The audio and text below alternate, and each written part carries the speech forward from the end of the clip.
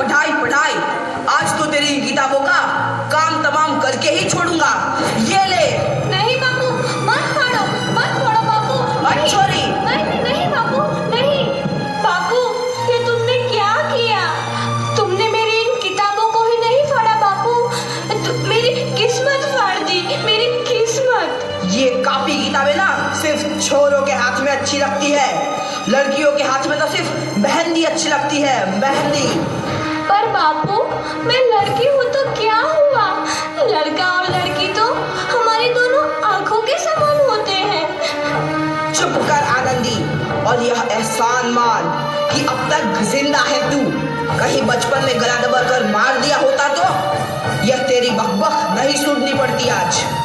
पर बापू, मुझे चूल्हा जलाना अच्छा ना लगे है।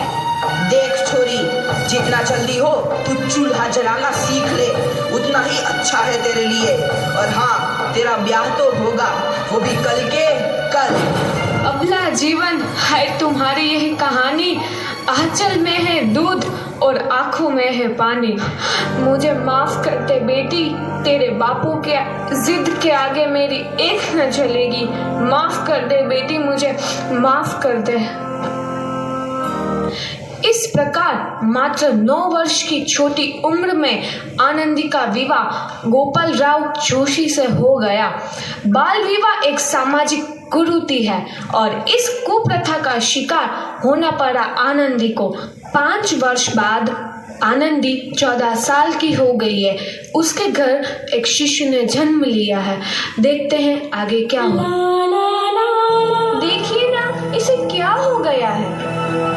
इसका माथा तो अंगार की तरह तप रहा है। इसे तो बहुत तेज बुखार है। आप बिना कुछ भी बोलते हैं, दीजिए मुझे। माधव, माधव, जल्दी से वैद्य जी को बुला के लाओ। जी, अभी बुला के लाता हूँ। ये तुम क्या कर रही हो आनंदी? भगवान की विभूति लगा रही हूँ। बस करो आनंदी, ये सब अंधविश्वास है।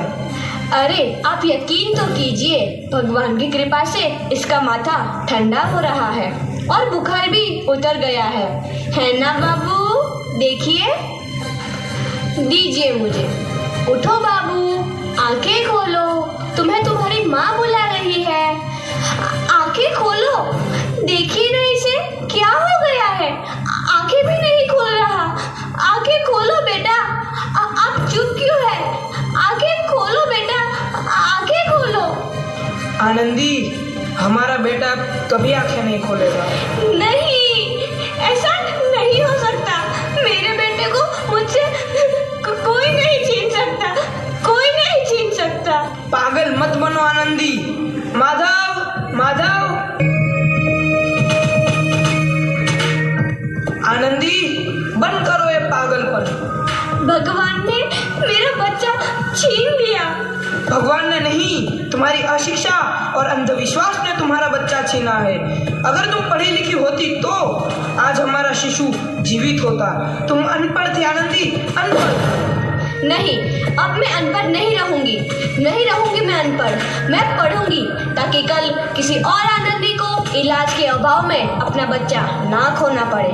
शाबाश आनंदी, और यही तुम्हारे अपराध के लिए प्रायश्चित भी है।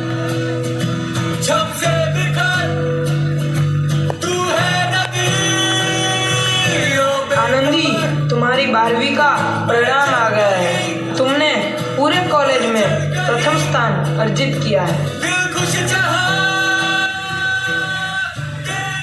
आनंदी, तुम्हारी मेहनत रंग लाई है। तुम्हें शिक्षा वृत्ति मिली है। ये लो तुम्हारे अमेरिका जाने की टिकट। मुझे शिक्षा वृत्ति मिल गई, मैं अमेरिका जा रही हूँ। पर ये सब मैं अकेले कैसे कर पाऊंगी? आनंदी, अपने आप को इतना कमजोर क्यों समझ रही हो? फिर इतना पढ़ने लिखने का क्या फायदा? तुम अभी गवार की। गवार नहीं हूँ मैं अब गवार।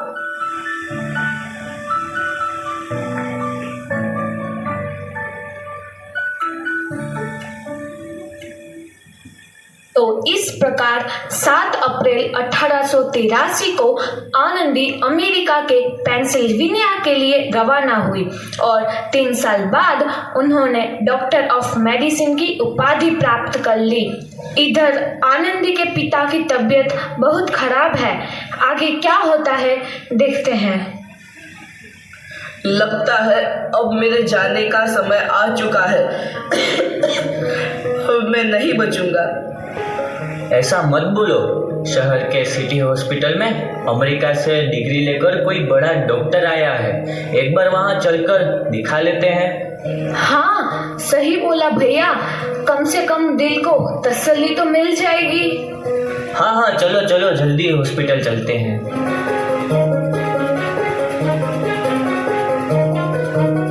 इस मरीज की हालत तो बहुत ही खराब है। कोई चमत्कार ही इसे बचा सकता है। ऐसा मत बोलो भाई। डॉक्टर साहब कब तक आ जाएंगे? लो आ गई डॉक्टर मैडम। डॉक्टर मैडम जल्दी देखिए, मरीज की हालत बहुत ही खराब है।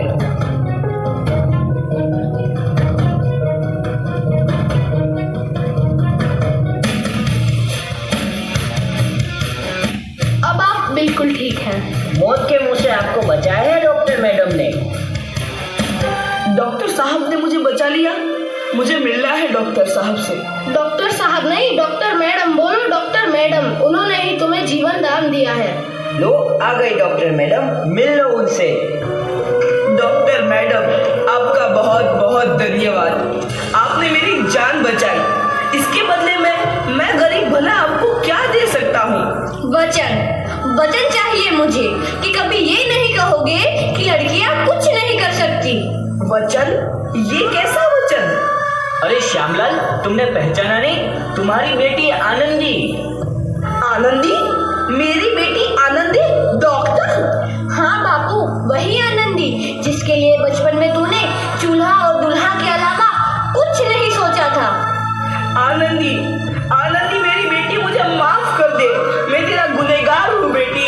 नहीं बापू, वही आनंदी जिसके हाथ पे लेकर के तुम उसकी सारी जिंदगी काला कर देना चाहते थे। माफ कर दे मुझे मेरी बच्ची, माफ कर दे। मैं तेरा अपराधी हूँ मेरी बच्ची, माफ कर दे। नहीं बापू, मैंने तो तेरा एहसान चुकाया है। याद है ना अपना एहसान जो बचपन में तुमने मुझ पर किया था? ताने सुना कर जीते जी मार डाला था मुझको। अब बोल, और किस किस को मारेगा? आनंदी बेटी, मुझे माफ कर दे मेरी बच्ची। मैं तेरा गुनहगार हूँ। बापू, आपने ही तो बोला था किताबें सिर्फ बेटों के हाथ में अच्छी लगती है, बेटियों के हाथ में तो सिर्फ मेहंदी। बेटों और बेटियों में फर्क करना तो आंखों में फर्क करने समान है। एक का पढ़ना और दूसरे का ना पढ़ना सामाजिक अंधकार है बापू, सामाजिक अंधकार। उपकार मांगता हूँ मैं तुझ जैसी बेटी का, जिसने सारी उम्र मुझसे कुछ ना मांगा तो सिर्फ बराबरी का दर्जा। वरना सच तो यह है कि मैं तेरी माफी के लायक भी ना हूँ। मुझ जैसा बाप तेरी बराबरी कर सके उसके मैं लायक भी ना हूँ मेरी बेटी, मैं लायक भी ना हूँ। अपने बापू को क्या माफ नहीं करोगी आनंदी? माफ कर दो आनंदी, माफ कर दो। सुबह का भूला यदि शाम को घर लौट आए तो उसे भूला नहीं कहते।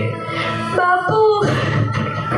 तो इस प्रकार आनंदीबाई जोशी ने अपनी मेहनत और अटूट इरादे से न केवल भारत की पहली महिला डॉक्टर बनी, बल्कि आगे चल के उन लड़कियों के लिए सुनहरा रास्ता दिखा गई जो जीवन में कुछ करना चाहती थी।